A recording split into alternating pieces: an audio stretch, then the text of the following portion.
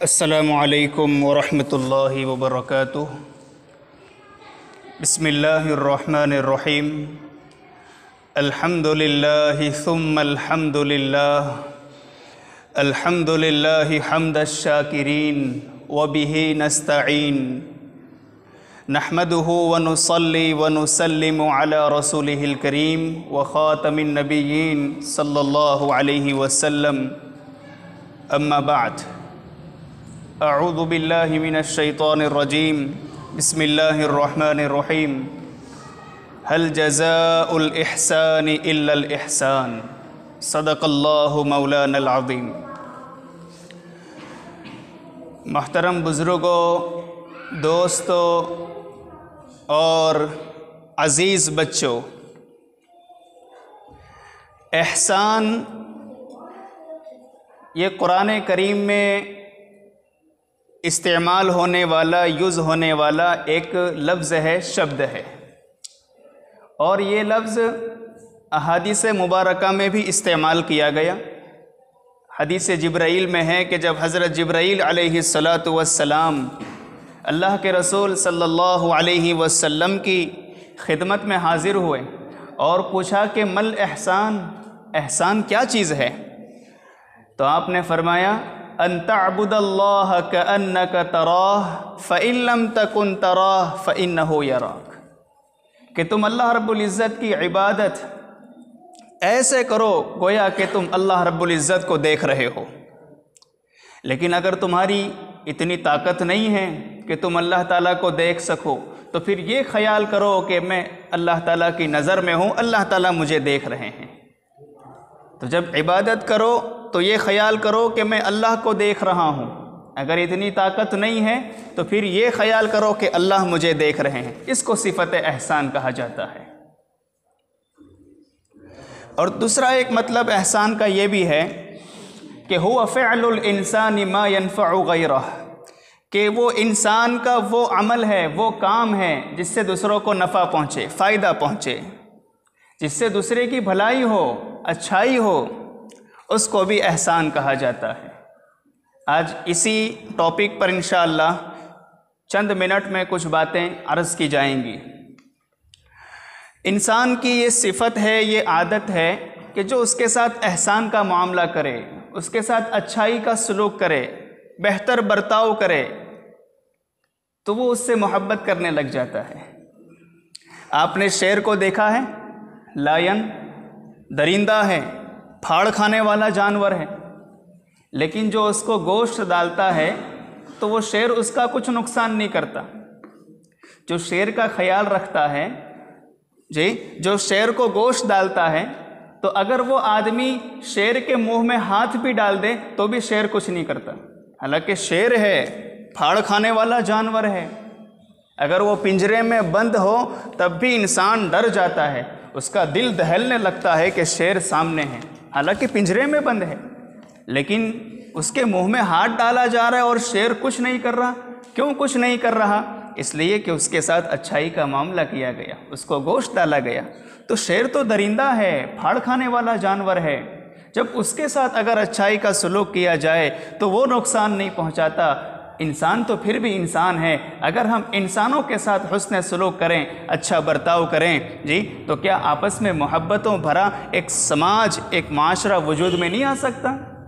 ہم آپس میں محبتوں کے ساتھ رہیں، محبتیں پروان چڑھائیں، ایک دوسرے کے سکھ دکھ کے ساتھی بنیں۔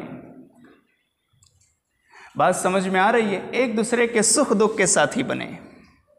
ہم اپنے دل کو پاک صاف رکھیں، ہمارے دل میں کسی کے متعلق حسد، جلن، بغض، دشمنی، کینہ بالکل نہ ہو۔ ہم اپنے دل کو آئینے کی طرح بالکل پاک صاف رکھیں۔ حضرت علی رضی اللہ تعالیٰ عنہ، اللہ اکبر، باب علم ہے، علم کا دروازہ ہے۔ حضرت علی رضی اللہ تعالیٰ عنہ کی ایک بات یاد آئی تو عرض کر دوں۔ حضرت علی رضی اللہ تعالیٰ عنہ فرماتے تھے کہ اگر تم اپنی یاد شکتی کو بڑھانا چاہتے ہو تو 3 کام کرو۔ نمبر 1، قرآن کریم کی تلاوت کرو۔ قرآن کریم کی تلاوت، وہ رمضان میں نے قرآن کھولا تھا، یہ رمضان گزر گیا، پورے سال میں ایک ہی مرتبہ قرآن کریم مکمل کیا، اب یہ رمضان سے یہ 5-6 مہینے گزر گئے لیکن میں نے اب تک ایک بھی کلام پاک مکمل نہیں کیا، نہیں پڑھا۔ یہ قرآن کریم سے محبت نہ ہونے کی کھلی علامت ہے۔ ہم کم از کم پاؤ پارا تو ایک دن میں پڑھ لیں۔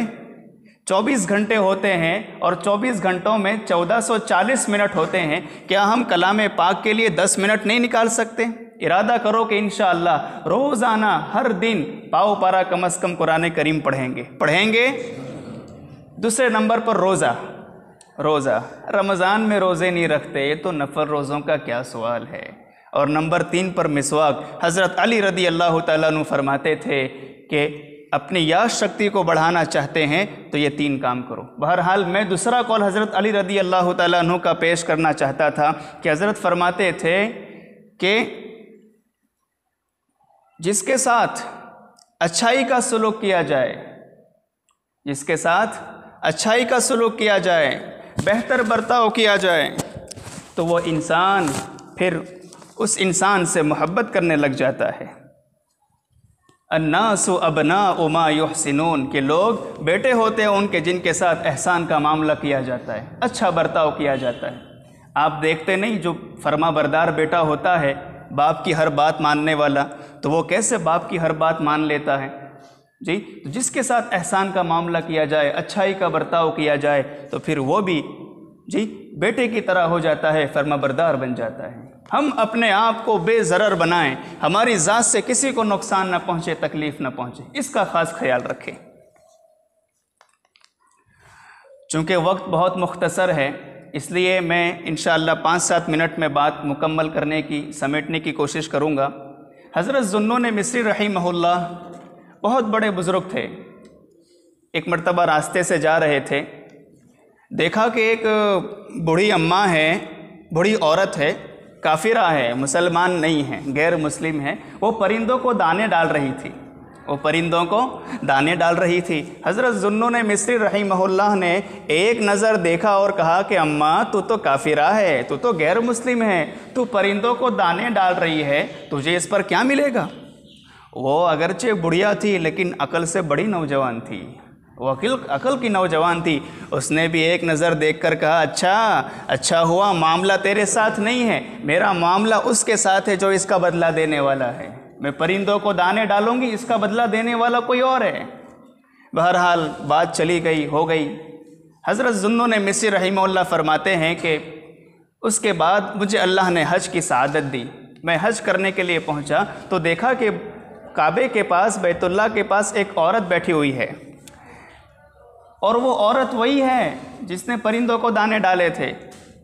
حضرت ذوالنون مصری رحمہ اللہ کو بڑا تعجب ہوا، رہا یہ تو غیر مسلم ہے، یہ تو مسلمان نہیں تھی، کافرہ ہے، یہ کعبۃ اللہ کے پاس بیٹھی ہے۔ ان کو بڑا تعجب ہوا، انہوں نے پوچھا کہ اماں تو کافرہ تھی، مسلمان نہیں تھی، تجھے کس نے حج پر بلا لیا؟ تجھے یہ نعمت کیسے حاصل ہو گئی؟ اس نے کہا کہ تمہیں معلوم نہیں ہے، وہ جو میں نے پرندوں کو چند دانے ڈالے تھے نا، اسی کے بدلے یہ نعمت میں نے اللہ سے حاصل کر لی۔ دراصل اللہ کو یہ ادا اتنی پسند آئی کہ جب اس نے پرندوں کو چند دانے ڈالے، جی اللہ کی مخلوق ہے، اس پر رحم کیا، اللہ کو یہ ادا اتنی پسند آئی کہ اللہ رب العزت نے اس کے دل میں ایمان کے چراغ کو جلا دیا، جی ایمان کی شمع کو روشن کر دیا، اور صرف اس کو مسلمان ہونے کی توفیق نہیں دی بلکہ اس کو اپنے گھر کی زیارت کے لیے یعنی حج کے لیے بھی بلا لیا۔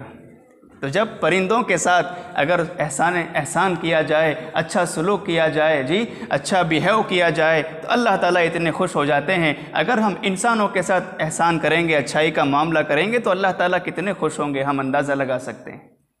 احسان کی بہت ساری صورتیں ہیں۔ نمبر 1 پر کسی کو قرض دینا، اگر کوئی قرض مانگنے آئے تو قرض دے دیا کریں۔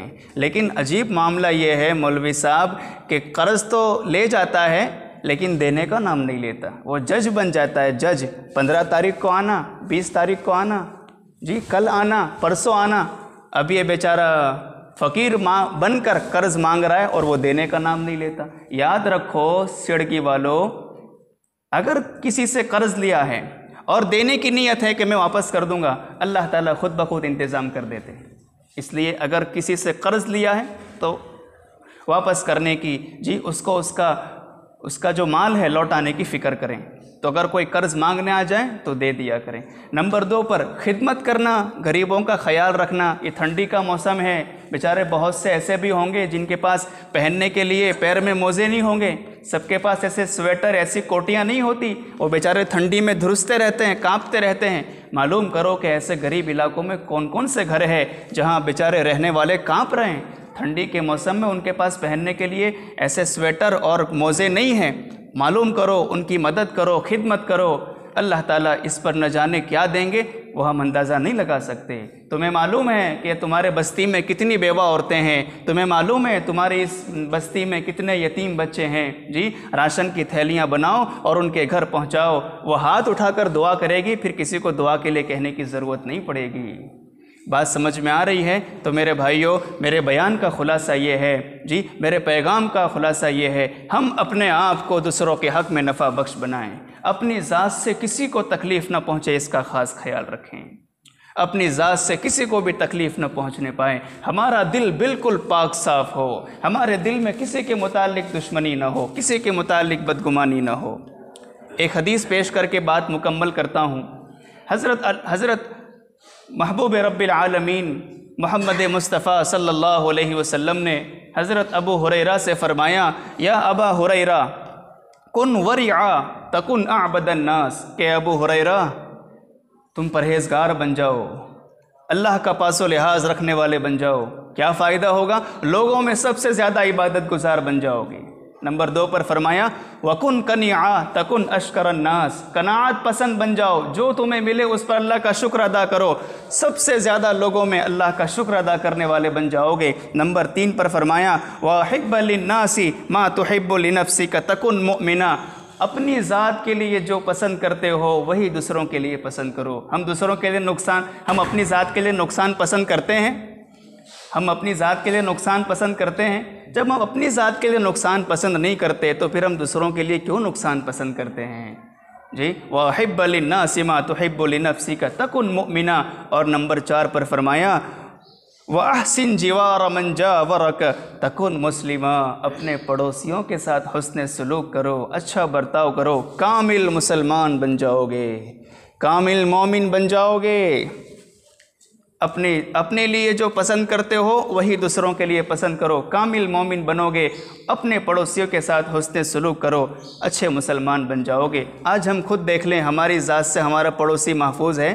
جی ہمارے پڑوسی کو ہماری ذات سے تکلیف تو نہیں پہنچ رہی نا؟ اس کا خیال رکھا جائے۔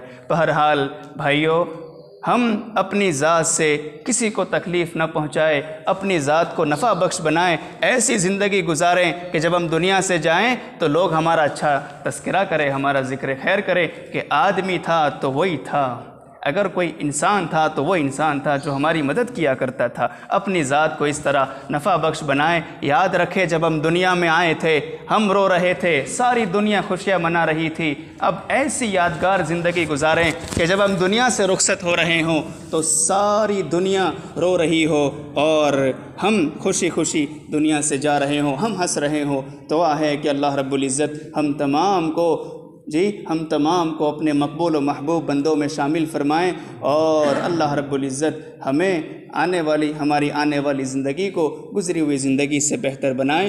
آمین۔ وآخر دعوانا ان الحمد للہ رب العالمین۔